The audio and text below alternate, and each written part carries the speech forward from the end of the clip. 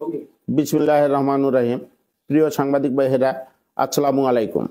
উত্তরবঙ্গের লৌহ মানব, ৭১-এর শহীদ মুক্তিযোদ্ধা পরিবারের গর্বিত সন্তান, রংপুর বিভাগের আপামর জনতার পরীক্ষিত বন্ধু, তিস্তাপাড়ের মাটি ও মানুষের নেতা, লালমনিরহাটের রূপকার, সাবেক সফল উপমন্ত্রী, জাতীয় নির্বাহী কমিটির সাংগঠনিক সম্পাদক, উত্তরবঙ্গের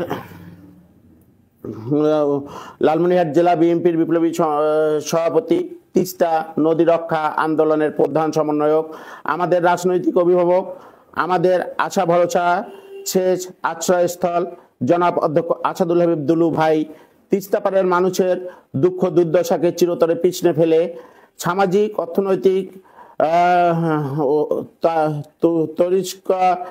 করার লক্ষ্যে এবং উত্তরবঙ্গের আপামর জনগণের দীর্ঘদিনের প্রাণের দাবি তিস্তা মহাপরিকল্পনা বাস্তবায়নের লক্ষ্যে কয়েক লক্ষ মানুষ নিয়ে আগামী 17 ও 18 ফেব্রুয়ারি 48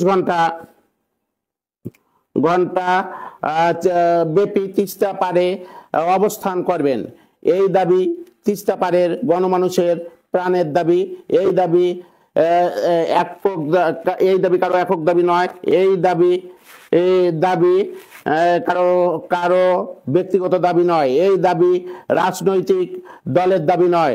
তাই 17-18 তারিখ একজন হিমালয়ানের বাছিওয়ালার ডাকে ছাড়া দিয়ে রংপুর বিভাগের দলমত নির্বিশেষে সকল ভেদাভেদ ভুলে একত্রিত হয়ে দুলু ভাইয়ের সমাবেশ সফল করুন এবং দলে দলে যোগ দিন।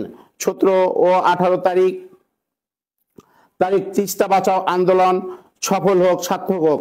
উত্তরবঙ্গের লৌহ মানব, আমাদের আশা ভরসার শেষ আশ্রয়স্থল জনাব অধ্যক্ষ আসাদুল হাবিব দুলু ভাইয়ের তিস্তা বাঁচাও আন্দোলন সফল হোক, সার্থক হোক।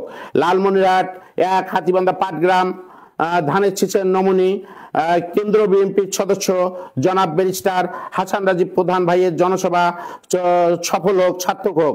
ধন্যবাদ সবাইকে। আসসালামু আলাইকুম।